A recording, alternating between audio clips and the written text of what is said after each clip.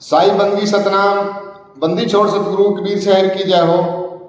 आज हम जानेंगे सतगुरु नितिन साहब जी से एक सत्संग के माध्यम से कि ये जो 52 अक्षर हम परमात्मा के नाम पर जप रहे हैं, इन 52 अक्षरों की उत्पत्ति कैसे हुई, ये 52 अक्षर किसने बनाए हैं,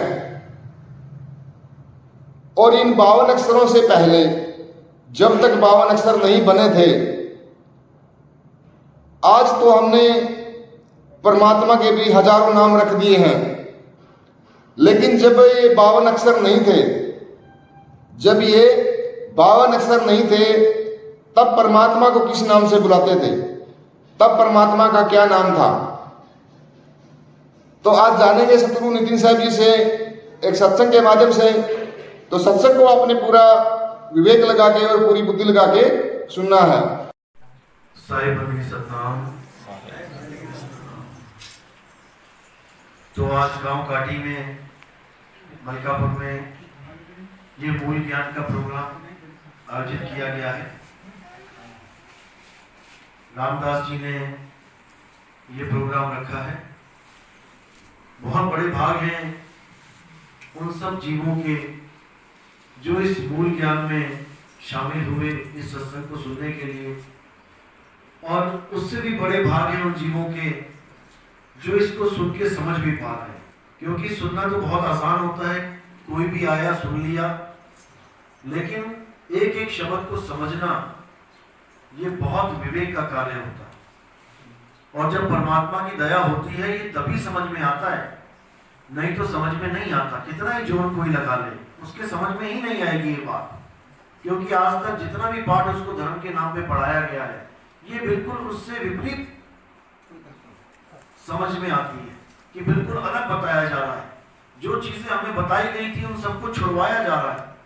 तो विरोधाभास जितना ही जोर कोई लगा ले उसके समझ में ही नहीं आएगी ये बात।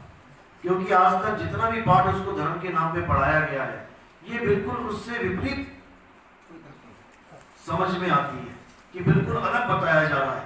जो चीजें हमें बताई गई थी उन सबको छुड़वाया जा रहा है। तो विरोधाभास उत्पन्न कि ऐसा कैसा ज्ञान है जो हमें देवताओं से भगवानों से पीछे छुड़ा दिया हमारा।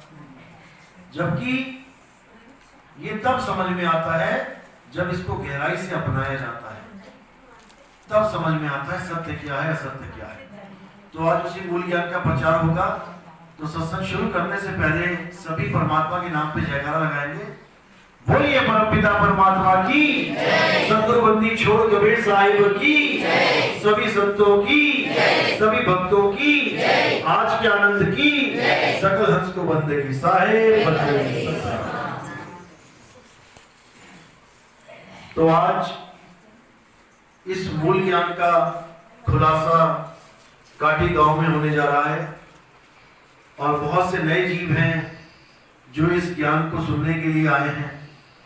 तो इसको बिल्कुल बेस से, शुरुआत से समझाया जाएगा ताकि आपको हर एक चीज समझ में आ सके। सबसे पहले तो ये समझ लो कि हम हिंदू, मुसलमान, सिख, ईसाई, जैन, बौद्ध हैं, ये सब हम बाद में हैं। सबसे पहले हम इंसान हैं। हम इंसान क्यों हैं? क्योंकि हमें इंसानी चोला मिल गया पहनने के लिए, हमें इंसानी जन्म मिल गया, इसलिए हम इंसान हैं। इंसान से भी पहले हम क्या हैं? क्या थे? हम जानवरों की जूनों से भटकते हुए आए हैं, लख 84 में भटकते हुए आए हैं। यानी इंसान से भी पहले हम जानवर थे। परमात्मा का शुक्र है कि उसने हमें इंसान बना दिया। अब आगे इंसान ने ये धर्म, जात, पात, मत, भेद बनाए। परमात्मा ने कोई भेद नहीं किया इंसान में। सबके पास 2 आंखें हैं, सबके पास 2 हाथ हैं, 2 पैर हैं, चेहरा है, पेट है, पीठ है, सब कुछ बराबर है। हाँ, कर्मों के हिसाब से थोड़ा गोरा, काला, ऊंचा, नीचा, मोटा, पतला, ये जरूर है, लेकिन इंसान इंसान ही है। इंसान को इंसान देखेगा तो उसको भाई साहब ही बोलेगा। इंसान ही बोलेगा, जानवर नहीं बोलेगा। इतना शुक्र है मालिक का। हालांकि जानवर और इंसान में भी कोई ज्यादा फर्क नहीं है। आपके पास तत्वों का शरीर है, मिट्टी, हवा, पानी, आग, धरती। जानवरों के पास भी यही है, मिट्टी, अग्नि, हवा, पानी, धरती। उसके पास भी यही है। तो फर्क क्या रहा? फर्क रहा बुद्धि विवेक का। इंसान विवेकी है। इंसान अपनी बुद्धि को यूज करता है। बुद्धि तो गाय के पास भी है। एक मीट का टुकड़ा और एक घास दोनों सामने रखो, उसके क्या खाएगी? घास खाएगी, क्योंकि इतनी बुद्धि तो उसके पास भी है, क्या खाना है क्या नहीं खाना है। लेकिन विवेक नहीं है। उसकी बाल्टी जो पानी का है, उसमें एक मुट्ठी रेता डाल दो, वो पी लेगी कि नहीं पिएगी? अगर एक मुट्ठी रेत डाल दो उसके पानी में, तो वो पी लेगी कि नहीं पी लेगी? पी लेगी। और इंसान के गिलास में थोड़ी सी एक चुटकी नमक, वो मिट्टी डाल दो, पी लेगा? नहीं पिएगा। बस ये फर्क है। बुद्धि दोनों में है, लेकिन विवेक इंसान में है। इंसान समझ जाता है कि अब ये पानी पीने लायक नहीं है, लेकिन बहुत शातिर है ये आदमी। आदमी के गिलास में, पानी के गिलास में एक मक्खी गिर जाए तो क्या करेगा? नहीं पिएगा, पानी फेंक देगा। और दूध के ड्रम में एक मक्खी गिर जाए, ड्रम फेंक देगा? ड्रम नहीं फेंकेगा। अब किसको फेंकेगा? अब मक्खी को फेंकेगा। क्यों? पानी में गिर गई तो पानी अशुद्ध हो गया, दूध में गिर गई तो दूध अशुद्ध नहीं हुआ। घी के ड्रम में एक छोड़ो 100 मक्खी गिर जाए, पूरा मक्खी का बंडल ही गिर जाए, हजारों मक्खियां गिर जाए, तो क्या करेगा? घी का ड्रम फेंक देगा? नहीं फेंकेगा। ये आदमी का विवेक है। ये विवेक है। और अगर कोई फेंक दे तो दूसरे कहेंगे वो पागल है क्या, घी फेंक दिया तूने मक्खी के गिरने पे। पानी को फेंकने में कोई नहीं बोलेगा। पानी अगर तुमने पी लिया ना मक्खी वाला ऐसे निकाल के, या चाय पी ली, तो कहेगा अरे कितना गंदा आदमी है, कितना मक्खी है। वहां पे बुद्धि लगा लेगा पूरी। लेकिन जब घी में गिर जाएगा, जब शहद में गिर जाएगा, शहद में देखो मक्खियां पहले से गिरी पड़ी होती हैं, शहद वाली मक्खियां निकाल निकाल के साइड करेगा। उसमें क्या क्या गिर गया वो नहीं देखेगा, कि मक्खी पिस गई, उसका सारा मवाद उसमें आ गया, वो नहीं देखेगा। इतना शातिर है ये आदमी। तो इसी शातिर पने की वजह से ये परमात्मा से जुदा होकर बैठा है, इसी शातिर पने से। अब ये शातिर पना आया कहां से इसके पास? जब ये आदि मानव था, जब ये आदमी आदि मानव था, यानी ना कपड़े थे, नंगा घूमता था, ना खाने का कोई हिसाब किताब था, ना रसोई थी, ना नौकरी थी, ना कुछ भी नहीं था। आदि मानव जानवरों की तरह नंगा, और पूरे विश्व में नंगा था। ऐसा नहीं कि अमेरिका वाले कोई चादर ओढ़ के आए थे इस दुनिया में, या पैंट पहन के आए थे। सब नंगे के नंगे थे। तब इसके पास चालाकी नहीं थी। तब ये प्रकृति के साथ मिला हुआ था। जो प्रकृति दे देती थी वो खा लेता था। धीरे धीरे उसने देखा कि जानवर शिकार करते हैं, एक दूसरे को मार के खा रहे हैं, तो भूख लगी है, तो उसने भी शुरू किया। नहीं तो पहले पेड़ पौधे, फल फूल, पत्ते खाता था। जब उसने शिकार करना शुरू किया, तब उसको हथियारों की जरूरत पड़ी। बचपन में पढ़ा है ना, उसके हथियारों के चित्र देखे ना आदि मानव के। हाथ खड़ा करो, पढ़ा है कि नहीं? तो ये सब विज्ञान है। वहां से उसका शातिरपना शुरू हो रहा है कि शेर ने तो पकड़ लिया, पंजों से फाड़ के खा लिया, उसके पास ऐसे दांत हैं, ऐसे नाखून है, मेरे पास क्या है? इन नाखून से मैं कैसे फाड़ूं किसी को, इन दांतों से मैं कैसे चीरूं किसी को? तो उसने हथियार बनाना शुरू किया। उसने पत्थरों के हथियार बनाए, मरे हुए जानवरों की हड्डियों से हथियार बनाए। अब उसने दिमाग लगाना शुरू कर दिया। ये तो हो गए हथियार, मान के चलो कि प्रकृति ही दे रही है। कोई पत्थर पड़ा हुआ है, उसने मारना सीख लिया। लेकिन जो उसके जीवन में पहली खोज हुई, जिसको हम कहते हैं कि वैज्ञानिक खोज करी, जैसे आज ये मोबाइल हाथ में है, क्या पहले ये पार्ट्स इस दुनिया में नहीं थे? क्या जो आज ये प्लास्टिक बनाई गई है क्या पहले तब नहीं थी? 20 साल पहले, 40 साल पहले थी? इसमें जो पार्ट्स यूज हो रहे हैं, लोहा है, कुछ है, क्या ये पहले नहीं थे? सब कुछ था, लेकिन उसको कैसे यूज करना है ये नहीं पता था। इसलिए ये मोबाइल अब आए हैं, पहले नहीं आए थे। नहीं तो ये तत्व पहले भी थे, कोई मंगल ग्रह से तत्व लेके नहीं आए हैं इसको बनाने के लिए। स्क्रीन पहले थी कि नहीं थी? कांच था कि नहीं? ये कांच ही तो है, बस इसमें टेक्नोलॉजी डाल दी गई है। इसी प्रकार जो पहली खोज है इंसान की, वो क्या है? कौन सी खोज की आदमी ने सबसे पहली, जिससे उसका जीवन ही बदल गया? कौन सी खोज की? अग्नि। उसने आग की खोज करी। आग की खोज कैसे की? जब वो हथियार रूपी पत्थर को उठा के मारता था, दिन में मारता था तो उसको समझ में नहीं आया, लेकिन जब वो रात में मारता था और जानवर को ना लग के वो जमीन पे लग जाता था और कहीं पत्थर पड़े होते थे, पत्थर से पत्थर टकराता था तो उसको चिंगारी दिखाई देती थी रात में। दिन में नहीं दिखेगी। हजारों पत्थर फेंक लो एक दूसरे के ऊपर, दिन में तुम देख ही नहीं पाओगे चिंगारी, क्योंकि इतनी रोशनी होती है। रात में हल्की सी भी चिंगारी अगर जले तो तुम्हें एकदम दिखाई दे जाएगी। उसने एकदम आकर्षित कर दिया आदि मानव को। आदि मानव देख रहा है कि यार ये क्या चीज निकल आई, ये कैसी चमक हुई। अब उसने वहीं जाके देखा कि जहां पर ये चमक हुई तो उसने पाया वहां पत्थर थे, तो उसने उन पत्थरों को टकराना शुरू कर दिया। जब उसने पत्थरों को टकराया तब उसमें से चिंगारी निकलना शुरू हुई। वो हर आदि मानव के जीवन की पहली खोज थी, जो उसने अपने विवेक के द्वारा उत्पन्न किया। हर देश के आदि मानव की यही खोज थी। ऐसा नहीं था कि केवल इंडिया में ही खोज हुई है।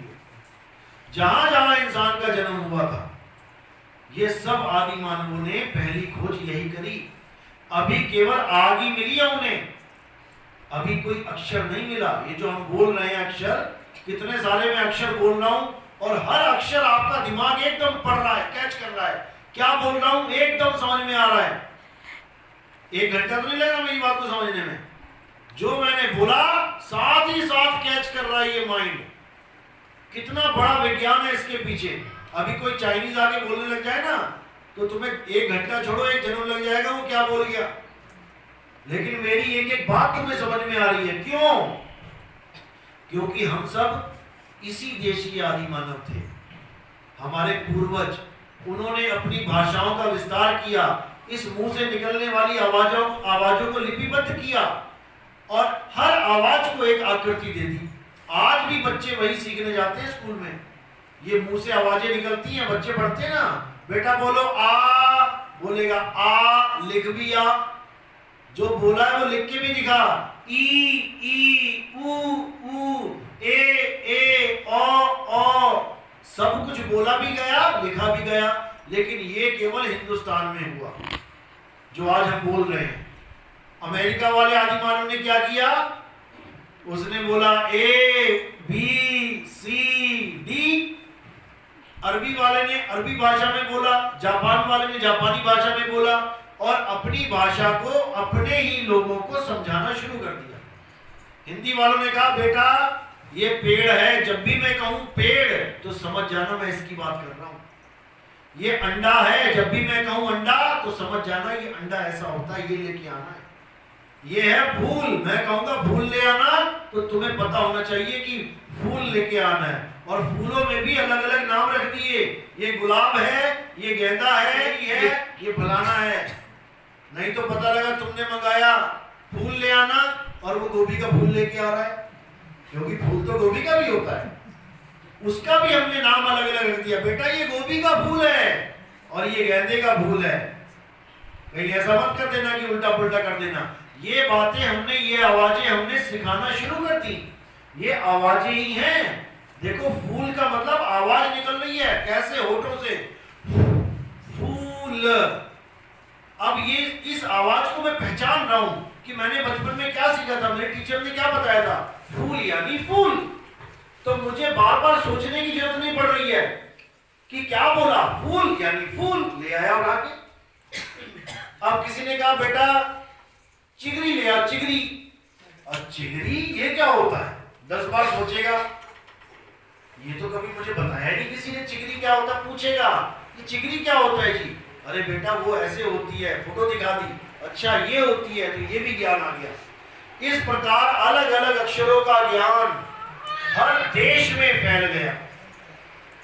हर देश के लोगों ने हर दिखने वाली चीज का नाम रख दिया।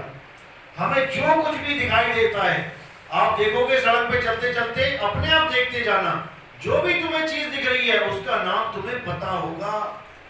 गली दिखी तो उसका नाम तुम्हें पता है, गली। रास्ते में पत्थर पड़ा है, पत्थर, मिट्टी, रेता, बजरी, सीमेंट, कबूतर, कौवा, कुत्ता, हर नाम तुम्हें रटे पड़े हैं। कैसे रटे हैं पता है? आदि मानवों ने सिखाया हमें। ये आदि मानव ना अक्षर की खोज करते तो हम बिना अक्षर के होते आज बैठे हुए। उन्होंने ये खोज करी, इसलिए ये अक्षर ज्ञान हम तक पहुंच गया। बहुत अच्छी बात है कि अक्षर ज्ञान हम तक पहुंचा, लेकिन कहां तक अच्छी बात है?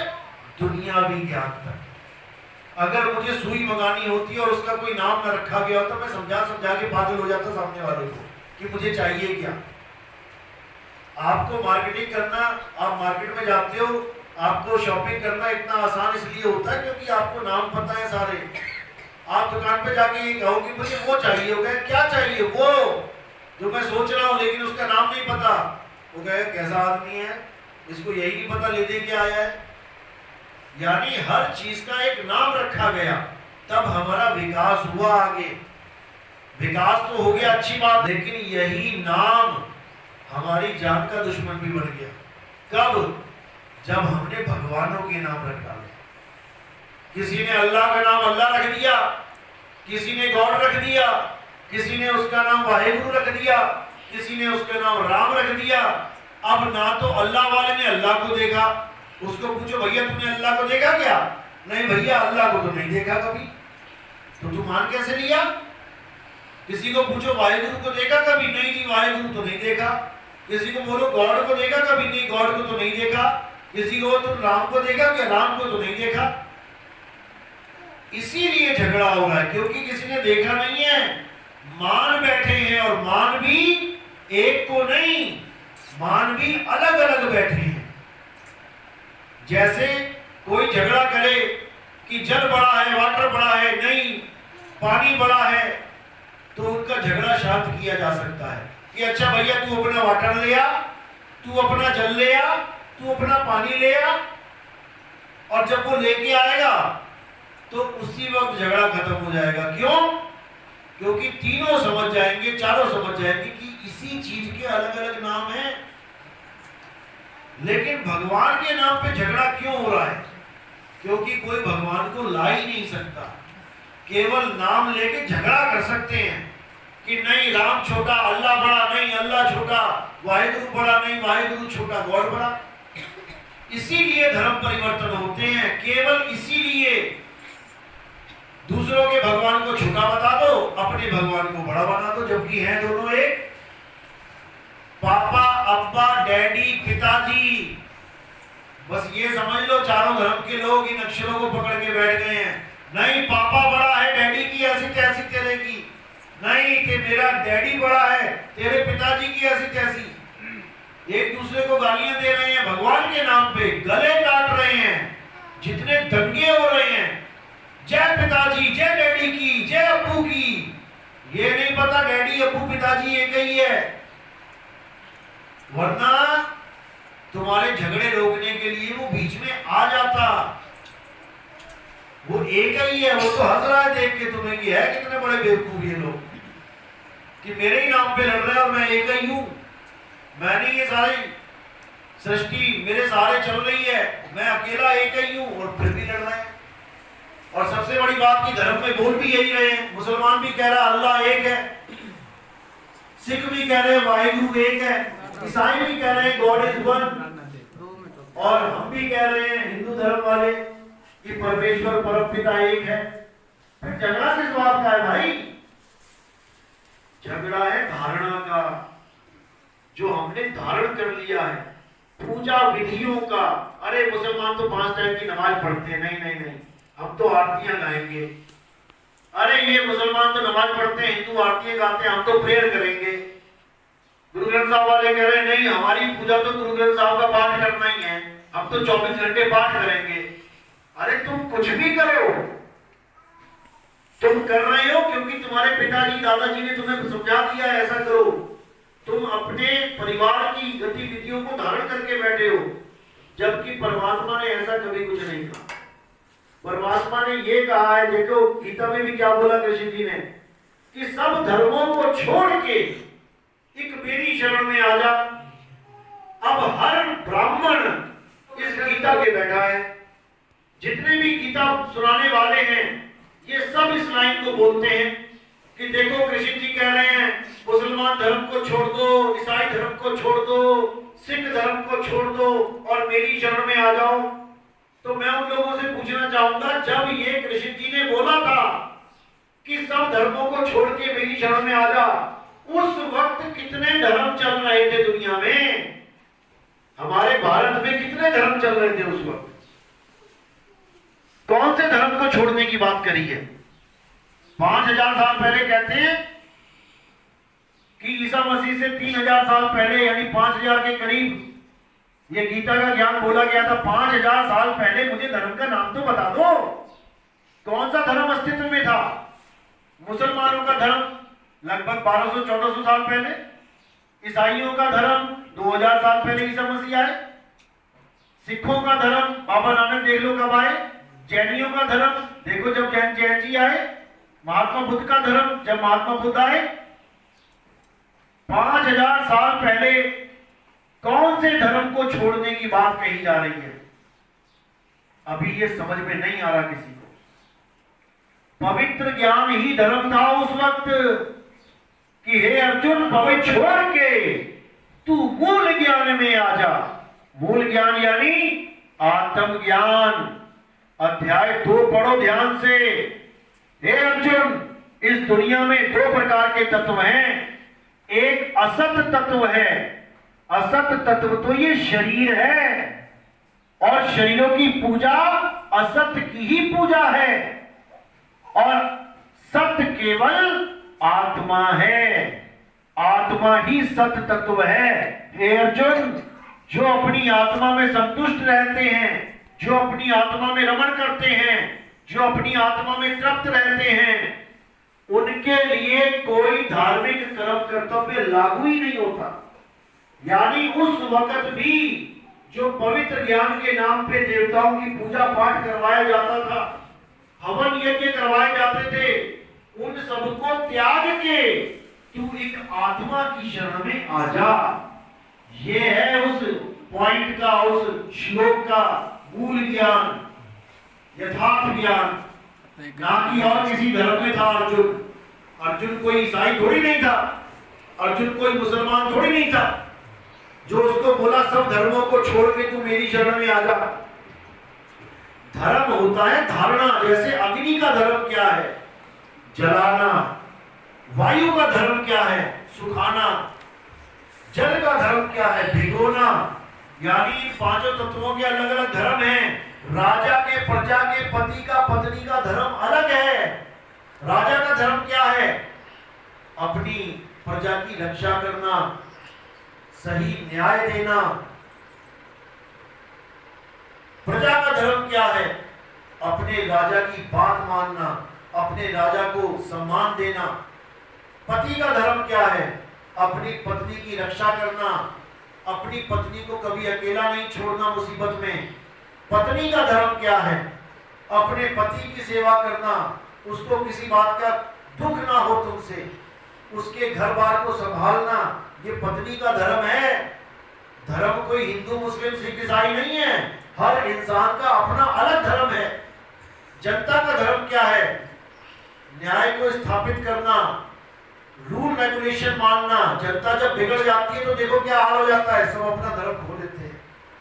लेकिन हमें धर्म के नाम पे अलग अलग चीजें समझा दी गई कि यही धर्म है। ये धर्म नहीं है भाई, ये धर्म तो बाद में बने हैं। सबसे पहले है इंसानियत धर्म। इंसान का धर्म है इंसानियत। अगर आप इंसानियत नहीं कर रहे हो, कोई मुसलमान है आते जाते लोगों को चाकू मार रहा है, कोई हिंदू है आते जाते लोगों को जूता मार रहा है और कह रहा है मैं बहुत बड़ा ब्राह्मण हूँ, मैं बहुत बड़ा ज्ञानी हूँ, मैं बहुत बड़ा धार्मिक हूँ, मैं तो पूजा पाठ करता हूँ, मैं तो 5 टाइम नमाजें पढ़ता हूँ, तो उसको कोई धार्मिक नहीं कहेगा। धार्मिक में क्या हो गया है, कोई भी आदमी खड़ा हो जाता है, 4 अच्छी अच्छी बातें बता देता है, तो उसी का धर्म चल पड़ता है। महात्मा बुद्ध, उन्होंने सनातन का जिक्र किया कि सत्य सनातन एक है, तो सनातन धर्म होना चाहिए था, लेकिन लोगों ने बुद्ध के शरीर को पकड़ लिया और उन्होंने बुद्ध धर्म बना लिया। मोहम्मद साहब ने कहा कि अल्लाह एक है, अल्लाह शुरू से ही है, तो अल्लाह का धर्म होना चाहिए था, जो शुरू से है उसी को सनातन कहते हैं। लेकिन लोगों ने मोहम्मद साहब के नाम पे मुस्लिम धर्म बना लिया। जो ईसाई धर्म ने इन्होंने क्रिश्चियन में जो है, क्राइस्ट ने जो चर्चा करी, होना गॉड का धर्म चाहिए था। गॉड कौन है? वो सनातन सत्य है, लेकिन लोगों ने ईसाई को पकड़ के, ईसा मसीह को पकड़ के ईसाई धर्म बना लिया। ऐसे ही बाबा नानक ने कहा कि वो सत्य एक है, वाहेगुरु है, वो शब्द गुरु है, लोगों ने सिख धर्म बना लिया। यानी जो हमें समझाने आया कि वो वाहेगुरु एक है, अल्लाह एक है, गॉड एक है, हमने उसी का नाम लेके एक अलग धर्म बना लिया। यानी 10 लोग हमें समझाने आए कि एक हो जाओ, हमने 10 लोगों को पकड़ के 10 धर्म बना लिए। जो हमें एक करने के लिए आए, हम उन्हें पकड़ के अनेक हो गए। अब क्या करना है? अनेक तो बहुत हो लिए, अब एक हो जाना है। एक कैसे होंगे? शरीरों की पूजा से कभी एक नहीं हो सकते। राम जी वाले कहेंगे हम तो राम जी के शरीर की पूजा करेंगे, शंकर जी वाले कहेंगे अरे राम जी खुद शंकर जी की पूजा करते थे, देखो जब लंका गए थे वो, देखो 3 दिन पूजा करी राम जी ने शंकर जी की। शंकर जी बड़े हैं, शंकर जी की हम पूजा करेंगे। शरीर में तो हिंदू धर्म ही बड़ा पड़ा है। शनिदेव वाले कह रहे हैं कि शनि सबसे बड़ा है, शनि अगर किसी को देख ले तो उसका सत्यानाश हो जाता है। शनि के दर्शन बड़े बड़े भगवान भी उसकी पीठ के दर्शन करते हैं, वो उससे आंखें नहीं मिला सकते। शनिदेव कभी भी किसी से मिलते थे तो पीठ करके मिलते थे कि मेरी दृष्टि ना पड़ जाए उस पे। दशरथ पे दृष्टि पड़ी थी, शनिदेव की हालत खराब हो गई थी, तो वो कहते शनिदेव सबसे बड़ा है। तो ऐसे ही अगर हम शरीरों के पीछे पड़े रहेंगे तो हम अलग अलग हो जाएंगे। अब होना क्या है? एक होना है, तो अब आत्मा को जानना है। हे अर्जुन, जो आत्मा को जान लेते हैं, जो आत्म ज्ञानी हो जाते हैं, वो यथार्थ में मुझे जान लेते हैं कि मैं हूं क्या। मैं शरीर नहीं हूं, और जो मुझे शरीर मानते हैं वो मुझे जानकर भी नहीं जान पाते। इतना तो जान लिया कि ये कृष्ण जी हैं शरीर को, लेकिन शरीर कृष्ण नहीं है, वो नहीं जान पाए। उन्होंने शरीर को कृष्ण मान लिया तो कृष्ण जी की तो पैर में तीर लगा था और उन्होंने वहीं प्राण त्याग दिए, तो इसका मतलब तो भगवान के तीर लगता है, भगवान ही मर जाता है। राम जी जन्मे गए, जल समाधि ली, फिर तो भगवान डूब के मर जाता है। अरे भाई, ना राम जी डूबे और ना कृष्ण जी के तीर लगा, राम जी का शरीर डूबा, कृष्ण जी का शरीर खत्म हुआ। कृष्ण जी और राम जी खत्म नहीं हुए, वो तो सत्य सनातन आत्मा है। ऐसे ही हम लोग भी सत्य सनातन हैं, लेकिन खुद को भूले बैठे हैं। अपने आप को ये चमड़ा मान बैठे हैं, हड्डी मान बैठे हैं, आंख कान मान बैठे हैं, जबकि ये 10 इंद्रियां हैं, 5 ज्ञान इंद्रियां, 5 कर्म इंद्रियां। लेकिन भगवान इन इंद्रियों से परे है, वो इंद्रियतीत है, वो भावातीत है। कोई कहे जी मेरा भाव जुड़ा है पत्थर से भगवान, अरे वो भावातीत है, तुम्हारे भाव का उसको कोई मतलब नहीं है। वो चाहता है कि तुम्हारा भाव सत्य से जुड़े। जिसका भाव सत्य से जुड़ जाता है वो सत्य भाव हो जाता है, और वही मोक्ष का कारण है। क्या बोला साहिब ने भी? ध्यान मूल गुरु रूप है, पूजा मूल गुरु भाव, मंत्र मूल गुरु वचन है, मोक्ष मूल तब मिलेगी जब तुम्हारा भाव यानी तुम्हारा प्रेम, तुम्हारी भक्ति असत्य की जगह सत्य से जुड़ जाए, फिर तुम्हारी मुक्ति 100% होगी। असत्य क्या है? शरीर असत्य है। शरीरों को याद नहीं करना है। तुम सोचोगे गुरु जी को मैं याद कर रहा हूं, तो गुरु जी को याद नहीं कर रहे हो, गुरु के शरीर को याद कर रहे हो। और शरीर क्या है? पिंजड़ा है, 5, 25, 3 का पिंजड़ा। इस पिंजड़े में तोता बैठा है। अब तोते को पिंजड़ा याद करवा दिया जाए तो अंतमता सो गता। पिंजड़े को याद करोगे पिंजड़ा मिल जाएगा, आत्मा को याद करोगे परमात्मा मिल जाएगा।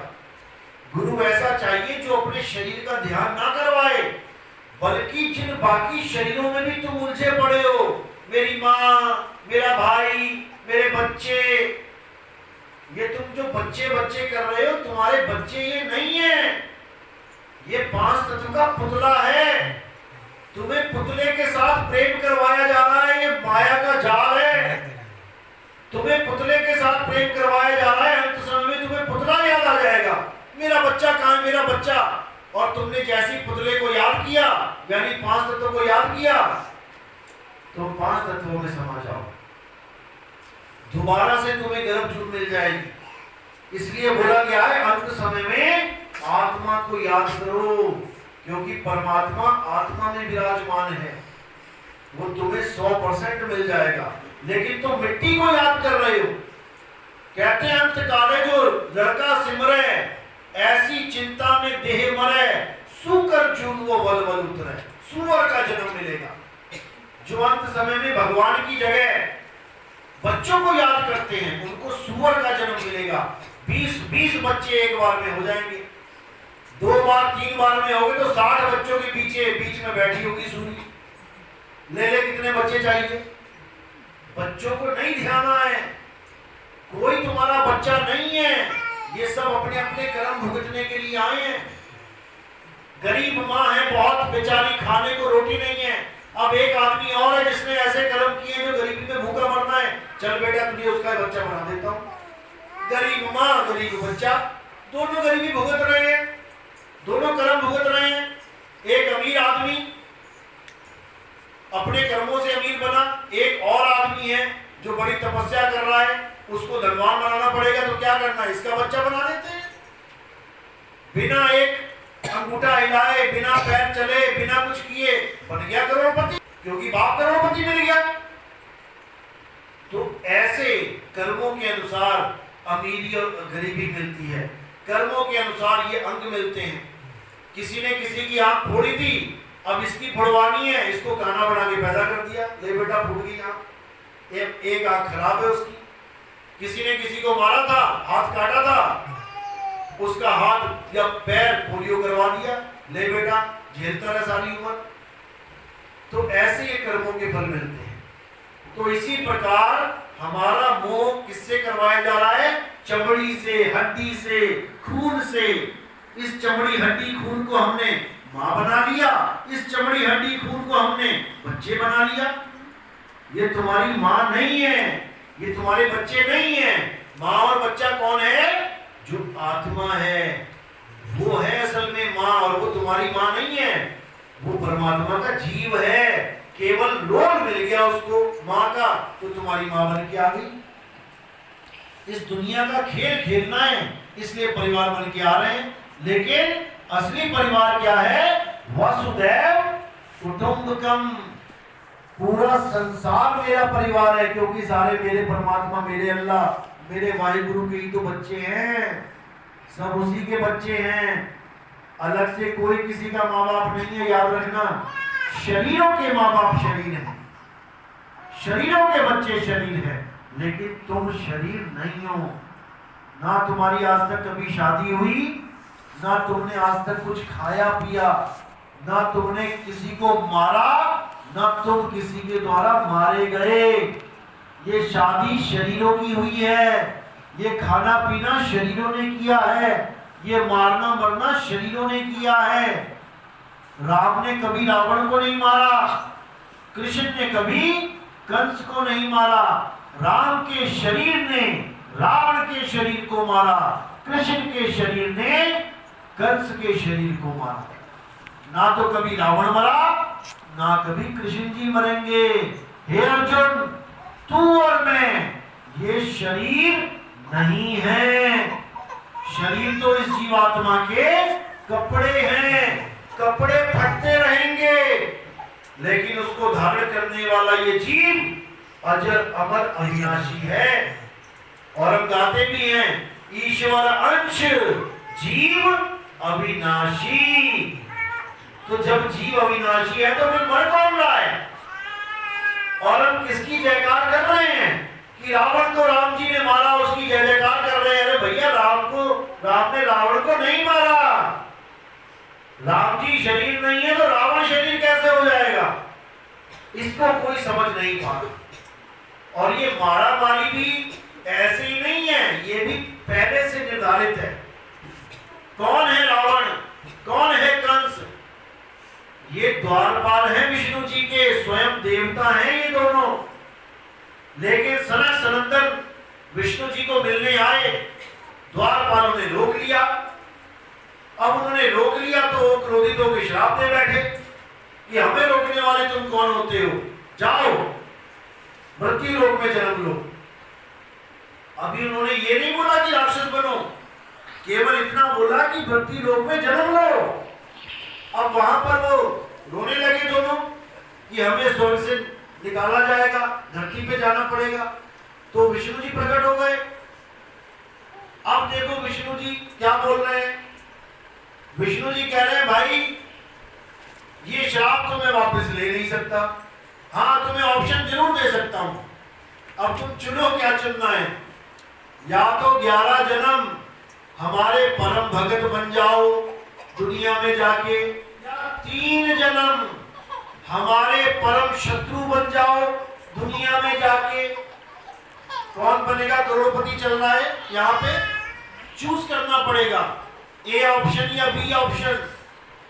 अब वो बेवकूफ दोनों, अरे तुम्हें जब ऑप्शन भगत की मिल रही है तो तुम राक्षस क्यों चुन रहे हो?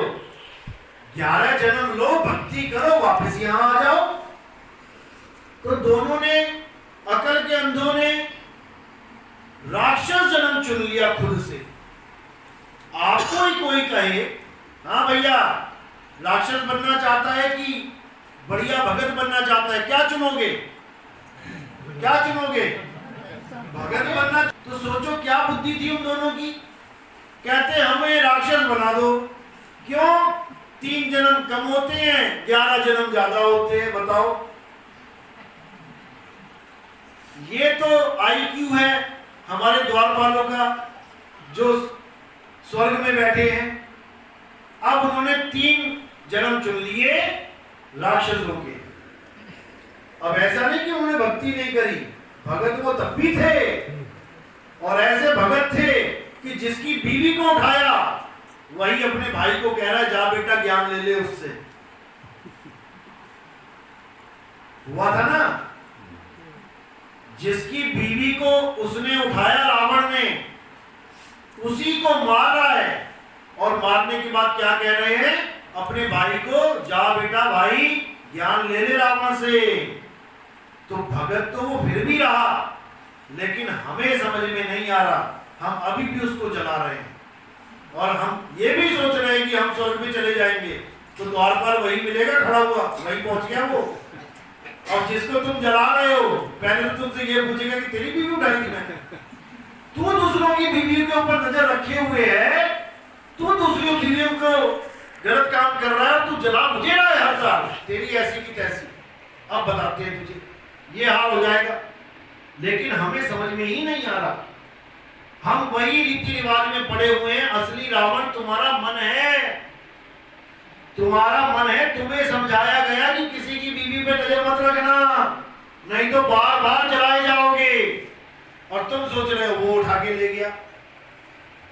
तो ये सब सांकेतिक ज्ञान होता है। एक जन्म मिल गया हिरण्याकश्यप का सतयुग में, एक जन्म मिल गया रावण का रावण और कुंभकर्ण, पशुपाल दंतवक्र। हाँ, अब एक मिल गया कंस का। तो ये तीनों जन्म ऐसे बीते उन देवताओं के, और हम इन देवताओं को मारने वाले को सोच रहे हैं कि बहुत बड़ा काम कर दिया। अरे उन्हीं की प्रजा है वो भी, वो वहां जाके आराम से हंस बोल रहे हैं, खा पी रहे हैं आपस में। कितनी बार विष्णु जी बुलाते हो जाए होंगे, द्वारपाल इधर आओ, तो वो रावण ही तो है। वो रावण जाके, हाँ जी महाराज जी क्या हाल है? अरे तुम्हारे इस बार जलाया नहीं गया तुम्हें नीचे धरती पे, क्या हो गया? अरे महाराज बारिश हो गई थी, रावण का पुतला भीग गया, नहीं जला। इस बार भीग गया था, कई जगह रावण के पुतले भीग गए, जले ही नहीं। तो जिनको हम सोच के बैठे हैं कि वो बहुत बड़े विरोधी हैं, भाई वो एक ही जगह पहुंचे हुए हैं, वो स्वर्ग में ही बैठे हैं, रावण भी और राम भी। लेकिन हमें ये दिमाग में भर दिया गया है कि रावण को मारा राम ने तो वो भगवान है, मतलब अगर ना मारा होता तो भगवान ना होते। बस यही चीज दिमाग से निकालनी है। ये सब कर्मों का हेर फेर। अब जो लोग कहते हैं कि विष्णु जी ने 10 अवतार दिए, तो भैया एक एक करके लिए होंगे ना। आप जन्म लेते हो तो एक एक करके लोगे ना। आप पढ़ाई करते हो तो एक एक करके जाओगे ना, पहली में, दूसरी में, तीसरी में। ऐसा तो नहीं हो सकता कि आप पहली में भी हो, आप 5वीं में भी हो, आप दूसरी क्लास में भी, आप 10वीं में भी हो। ऐसा तो नहीं हो सकता। आत्मा एक है विष्णु जी की, तो हर बार अलग अलग जन्म लेगी एक ही आत्मा। अब जब आप 10 अवतार गिनोगे तो उसमें परशुराम जी भी हैं और राम जी भी हैं। अब परशुराम और राम जी एक ही विष्णु जी के अवतार हैं, तो भैया दोनों आमने सामने कैसे खड़े हो गए? जब धनुष तोड़ा गया शंकर जी का, धनुष तोड़ा था ना राम जी ने, तो कौन आया था क्रोधित होके? परशुराम जी आए। तो एक ही भगवान के 2 अवतार एक ही समय में कैसे हो गए? किसको बोले हम विष्णु जी का असली अवतार? आत्मा तो एक है ना। तो इसके पीछे संकेत क्या है? इसके पीछे संकेत वही सब विष्णु जी के अवतार हैं, सब भगवान के अवतार हैं। अलग अलग मत समझो अपनों को। उन्होंने गीता में बोला है, मैं सब जीवों के हृदय में विद्यमान हूं। तो जब वो सब जीवों के हृदय में विद्यमान है, तो वो कौन नहीं है? वो सब हैं।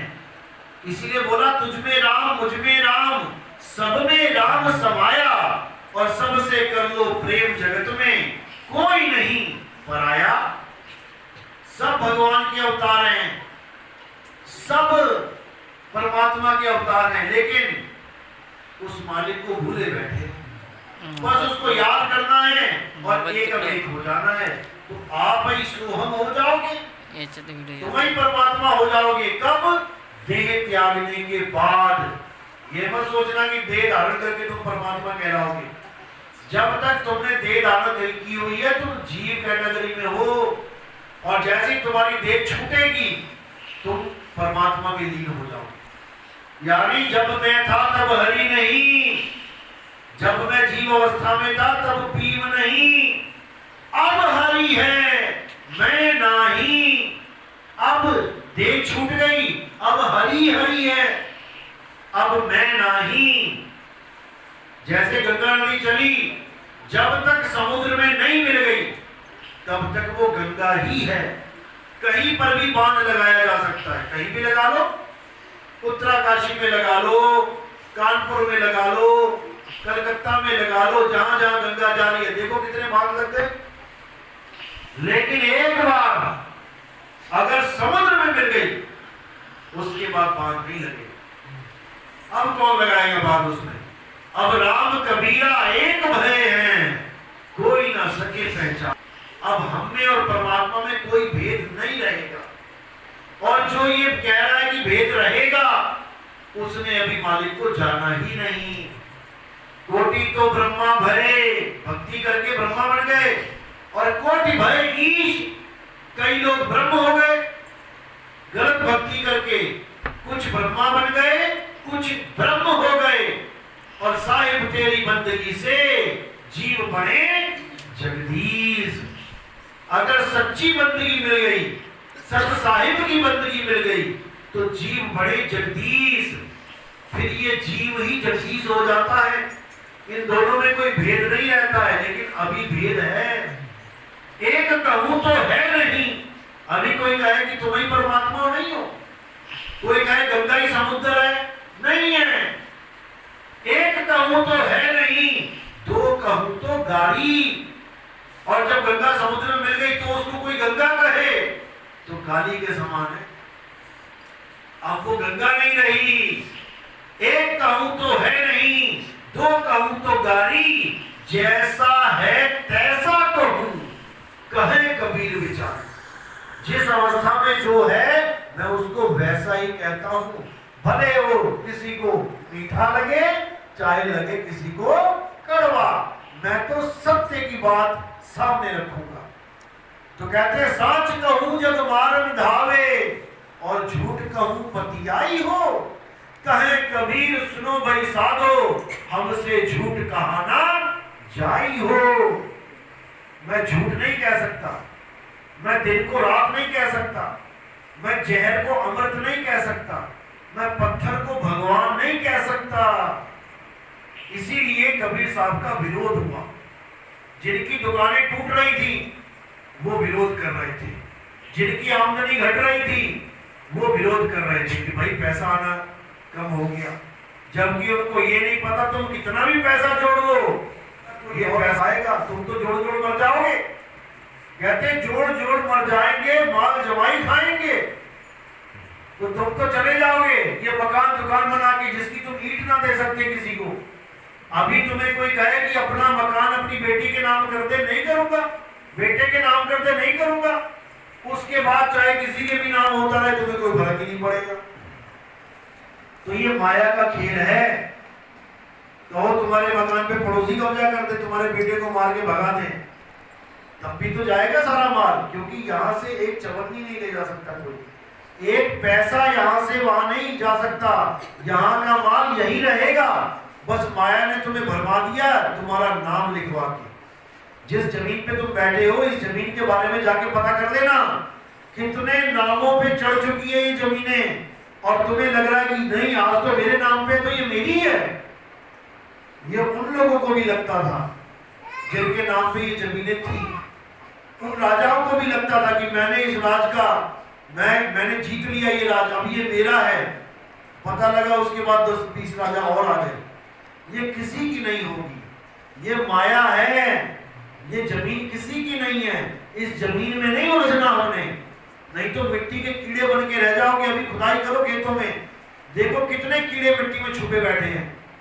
ये वही है जो मिट्टी से प्यार करके चले गए, जो जमीनें हड़पते चले गए लोगों की, जो भगवान को भूल के जमीनों में उलझ गए, वो मिट्टी के कीड़े बने बैठे हैं। और जो धन में उलझ गए, देखो खजाने, सांप होते हैं वहां पे बैठे हुए। तो कहते हैं अंत काले जो लक्ष्मी सिमरे, ऐसी चिंता में देह मरे, सर्प जून वो वलवल उतरे। वो सांप बन के किसी खजाने की रक्षा कर रहा होगा। तो ऐसे जन्म लेने से अच्छा भैया इसको केवल भोगो और निकलो। कई प्रोडक्ट आते हैं यूज एंड थ्रो, यानी कि बोतल पी पानी की, उसके बाद फेंक दी डस्टबिन में, वो नहीं रहेगा। ऐसे ही अपने रिश्तेदारियां निभाओ विवेकी बन के। मेरी माँ है ठीक है, मेरे शरीर की माँ है, लेकिन परमात्मा का जीव है, इसकी सेवा करना मेरा धर्म है, इसकी सेवा करना मेरा धर्म है। मैं हिंदू हूं, मुसलमान हूं, सिख हूं, ईसाई हूं, इससे फर्क नहीं पड़ता। मैं बहुत अच्छा मुसलमान हूं, मैं 5 टाइम नमाज पढ़ता हूं, लेकिन अपनी माँ को नहीं पूज रहा, उसकी देख रेख नहीं कर रहा, उसको सड़कों पे छोड़ दिया, तो क्या मिलेगा? जन्नत मिलेगी? भूल जाना इस बात को। कोई बहुत बड़ा पंडित है, पूरा दिन राम राम राम राम कर रहा है, और उसके माँ बाप बेचारे सड़क पे धक्का खा रहे हैं, एक बार देखने नहीं जा रहा, तो क्या मिलेगा? नरक मिलेगा। पहले तुम्हें अपना धर्म पता करना पड़ेगा कि मेरा। तुम पति हो तो तुम पंडित जी से पूछो जिसने तुम्हारी शादी करवाई है, बताते हैं ना क्या क्या करना है क्या नहीं, कि 7 फेरों में एक एक वचन होता है ना, वो वचन निभाना तुम्हारा धर्म है। जब तक तुम पति हो, और जब तुम पिता बन गए तो पिता का धर्म अलग है। फिर पिता का धर्म जानो, पिता का क्या धर्म होता है। तुम सीएम बन गए, अब सीएम का शपथ पत्र देखो, वो है तुम्हारा धर्म। जो तुम शपथ ले रहे हो, मैं शपथ खाता हूं, शपथ लेता हूं कि मैं ये करूंगा, ये है तुम्हारा धर्म। तुम हिंदू हो, मुसलमान, सिख, ईसाई, इससे फर्क नहीं पड़ता। तुम पीएम बन गए हो, तुम्हारा वो धर्म है जो तुम शपथ पत्र पे ले रहे हो। तुम एक टीचर बन गए हो, तो टीचर का धर्म है बच्चों को अच्छे से पढ़ाना, उसके सवालों का जवाब देना, ना कि मैं हिंदू टीचर हूं या मुसलमान टीचर हूं, इससे कोई मतलब है। हर आदमी का, हर जीव का अपना धर्म है, हर तत्व का अपना धर्म है। हिंदू मुसलमान तो एक धारणा है कि ऐसा ऐसा करके मैं भगवान को पालूंगा, ये धारणा है, ये कोई भी धारण कर सकता है। इसीलिए तो बदल जाते हैं, हिंदू वाला मुसलमान हो गया, मुसलमान वाला सिख हो गया, सिख वाला ईसाई हो गया, केवल अपनी धारणा बदल ली उसने, परमात्मा नहीं बदल दिया। हिंदू आदमी गलत काम करेगा, उसके लिए नरक बनाए, नरक। मुसलमान कोई गलत काम करेगा, उसके लिए बनाए दोजख। ईसाई कोई गलत काम करेगा, उसके लिए HELL हेल। तो भाई चीज तो एक ही है। पूछो जरा नरक में क्या क्या होता है, मुसलमान वाला भी यही कहेगा, अरे वहां आग जली हुई है, आग में डाला जाएगा। और नरक वाले से पूछो कि क्या होता है, वो बताएगा, अरे बड़े बड़े पतीले हैं, वहां पे आग में डाला जाएगा, पतीलों में पकोड़े बनाए जाएंगे। ईसाई से पूछो नरक में क्या है, वहां पे हेल में, अरे वहां तो बहुत आग जल रही है, उस आग में डाला जाएगा। तो फिर जब तीनों एक ही हैं, तो तुम ये सोचो कि आग में जाने से कैसे बचूं, ना कि धर्म बदल रहे हो तुम कि मुसलमान हो गए तो दोजख में नहीं जाओगे। अरे मुसलमान होने से अगर दोजख में नहीं जाया जाता तो मुसलमानों को तो सीधे कह देते दोजख कोई है ही नहीं, दोजख नाम की कोई जगह है ही नहीं मुसलमानों के लिए। फिर दोजख का डरावा क्यों देते हैं कि नमाज पढ़ा करो वरना दोजख में चले जाओगे। अरे जब मैं मुसलमान ही हो गया तो मैंने सरेंडर कर दिया परमात्मा को, अल्लाह को, वाहिगुरु को, कि मैं तेरा तू मेरा। अब मैं रोज 5 बार जा रहा हूं उसको बताने कि मैं तेरा हूं, मैं तेरा हूं, मैं तेरा हूं। तो ये सब भ्रम है कि मैं हर दिन 5 बार जाके अल्लाह को बोलूंगा जाके कि मैं तेरा बंदा हूं। मैं, उसको पता नहीं है कि तू मेरा बंदा है कि नहीं, कि मैं रोज आरतियां गाऊंगा तब भगवान मेरी बात सुनेगा। अरे बिन बोलिया सब कुछ जानदा, किस आगे कीजे अरदास। कि तुम किसके आगे अरदास करना चाहते हो, वो तुम्हारी अरदास बिना बोले ही जानता है कि तुम क्या चाहते हो। जो लोग ये बाणियां गाते हैं सिख धर्म के, वही अरदासें करवाते हैं लोगों से 50-50 हजार रुपए की, कि अरदास करवानी है जी, खर्चा होगा 50,000 का। और बाणी क्या गा रहे हैं, बिन बोले सब कुछ जानता, यानी वो परमात्मा बिना बोले सब कुछ जानता है, उसके आगे क्या अरदास करनी। इतना ज्ञान देने के बाद भी 50,000 की अरदास लग रही है, बताओ क्या किया जाए। खुद ही बोल रहे हैं और खुद ही अरदास लगवा रहे हैं, कौन समझाए। इसीलिए आत्मा को जानो, गुरु ग्रंथ साहब तक में ये लिखा है, आत्म देव पूजिए गुरु के सहज सुभाए। अगर इस दुनिया में कुछ पूजनीय है तो वो आत्मा है। कृष्ण जी भी यही कह रहे हैं, हे अर्जुन, जिसने आत्मा को जान लिया उसने परमात्मा को जान लिया।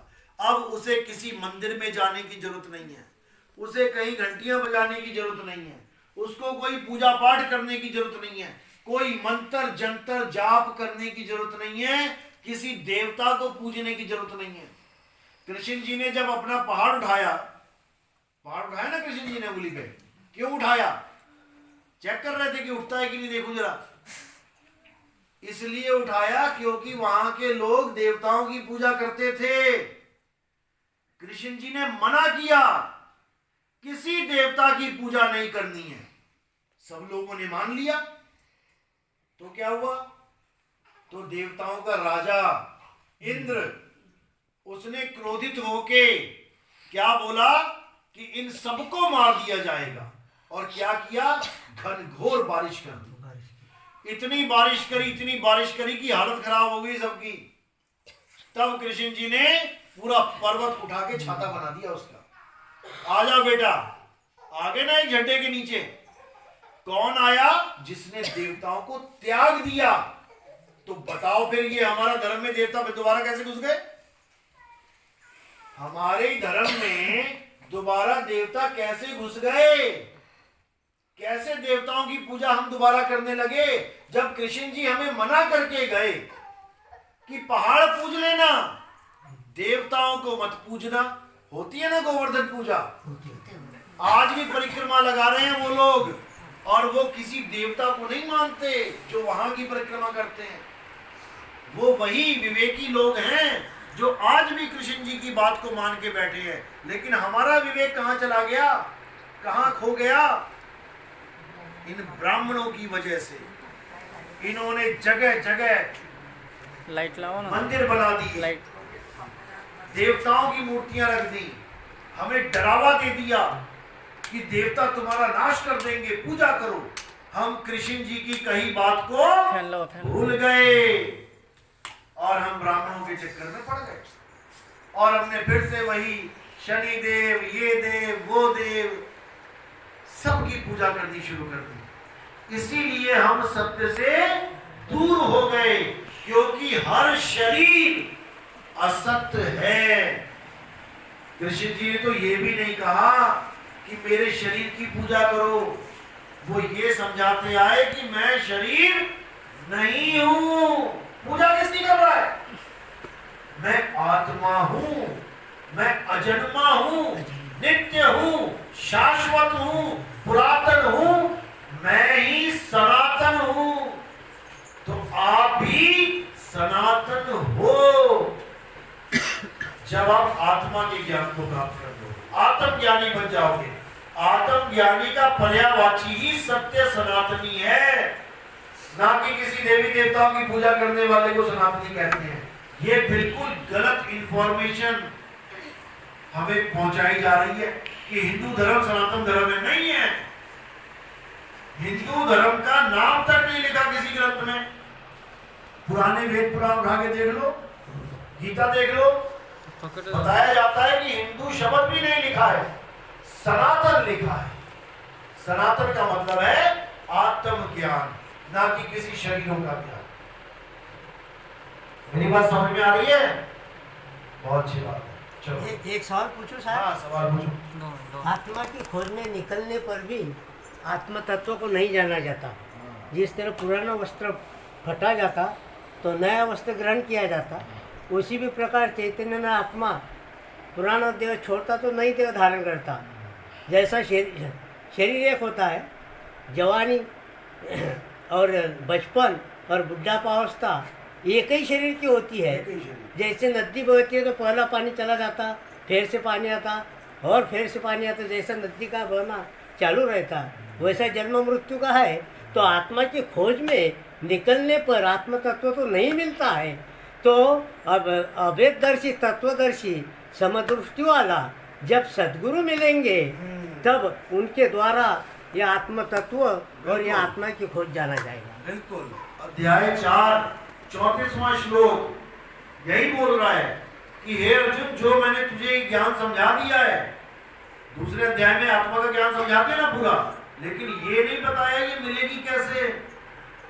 उन्होंने साफ बोला, इस ज्ञान को समझने के लिए जो मैंने तुझे ज्ञान बताया थ्योरी पार्ट में, इसको प्रैक्टिकल में लाने के लिए तू किसी तत्वदर्शी संत की शरण में जा, दंडवत करके सेवा कर और कपट चातुरी साइड में रख दे, और उनसे प्राप्त हुए ज्ञान को जब तू अनुभव में लेके आएगा तब तुम कभी अज्ञान को प्राप्त नहीं होगे।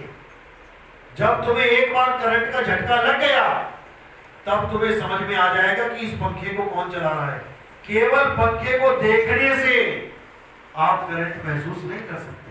केवल आप मुझे देख रहे हो, मैं आपको देख रहा हूं, देखने से हम आत्मा को महसूस नहीं कर सकते। आत्मा को छूने से, कैसे छुएंगे? क्योंकि वो इंद्रियों से नहीं छुई जाती, वो इंद्रियतीत है। तो उसको जानने के लिए हमारे पास एक ताकत है जिसको सुरत कहते हैं। सुरत यानी ध्यान। हम उस तत्व को ध्यान के द्वारा जान सकते हैं।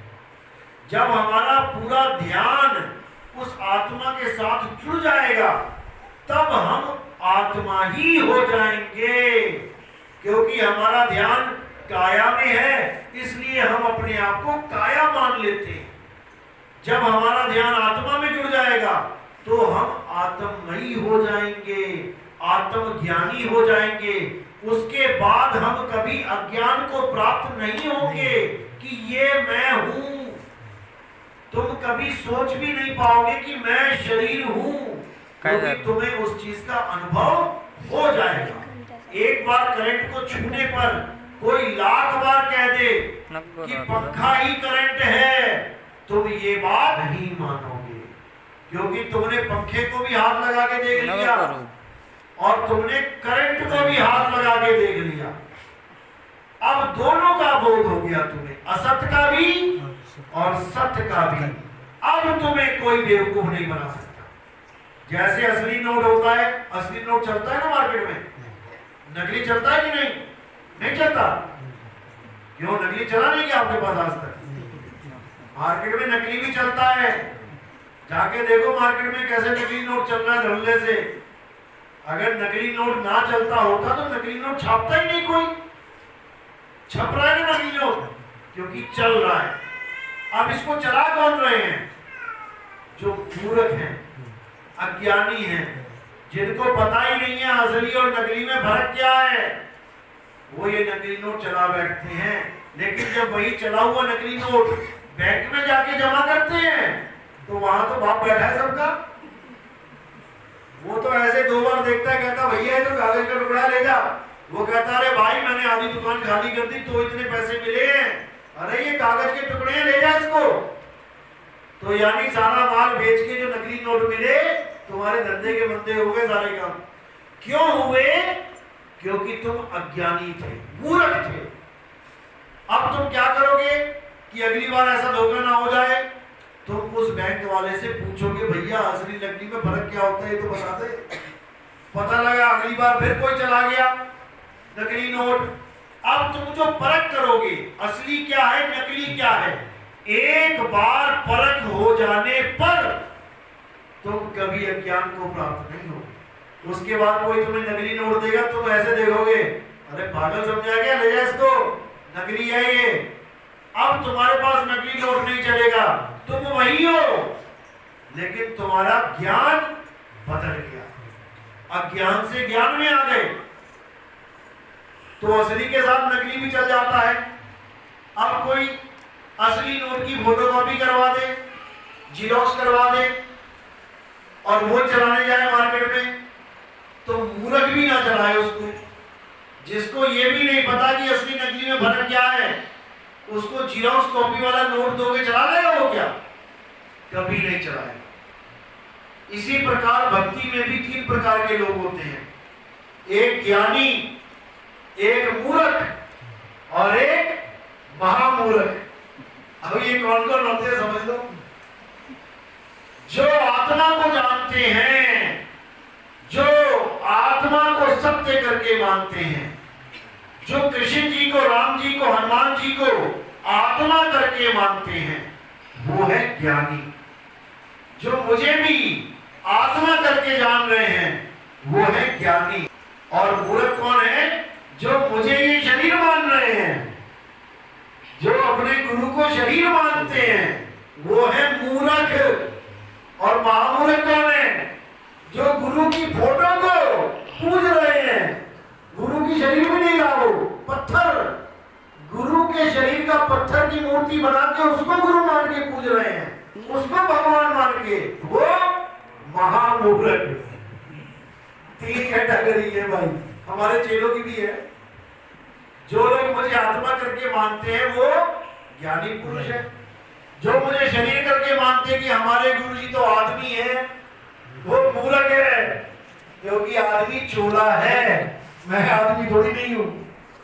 और जो हम शरीर को भी छोड़ के पत्थर को नितिन दास मान लेगा कि ये गुरु जी बैठे हैं, वो महामूर्ख चेला होगा मेरा।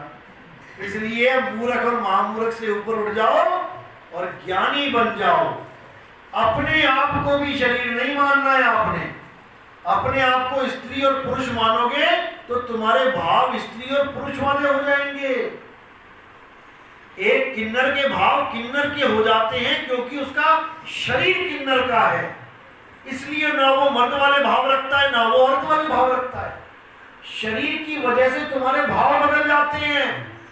अब तुमने सत्य को प्राप्त करना है तो पहले देह से विदेही हो जाओ। जनक अपने आप को विदेही कहते थे, जनक विदेही।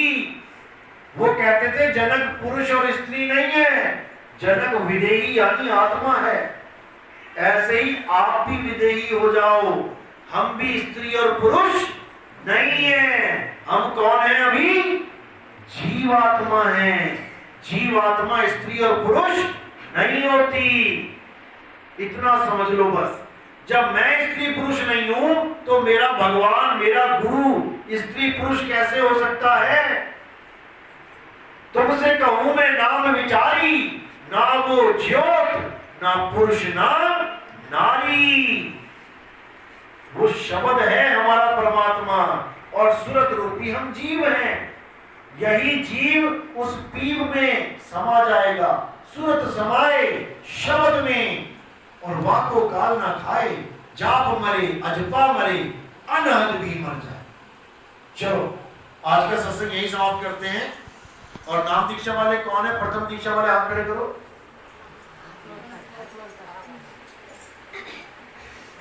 पहले तो ये बताओ कि मेरी बात किस किस को समझ में आई, वो हाथ खड़े कर दो। दिखाओ भाई, दिखाओ ना।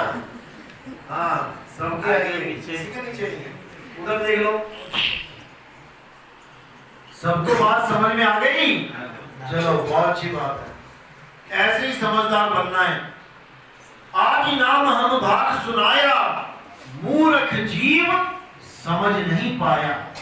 जो नहीं समझ पाते हैं वो मूर्ख होते हैं, जिनको सत्य का बोध ही नहीं हो पाता। सारी उम्र वो पत्थरों में ही उलझे रह जाते हैं, वो अक्षरों में उलझे रह जाते हैं। ये पत्थर और अक्षर ही हमारे सबसे बड़े रुकावट हैं अल्लाह को पाने के लिए, वाहिगुरु को पाने के लिए, राम को पाने के लिए। इन पत्थरों से और अक्षरों से जो आगे निकल गया, यानी वो नी तत्व को, क्योंकि पत्थर एक तत्व है, जब वो नी तत्व हो जाएगा और अक्षर से आगे जब वो नी अक्षर हो जाएगा, तब उसका खेल बड़े आराम से पूर्ण हो जाएगा। नहीं तो इन्हीं जन्म मरण में खेलता रह जाएगा। चलो आज का सत्संग यही समाप्त करते हैं। बोलिए सतगुरु बंदी छोड़ सतगुरु सत्य कबीर साहिब की जय। सदा ही जय।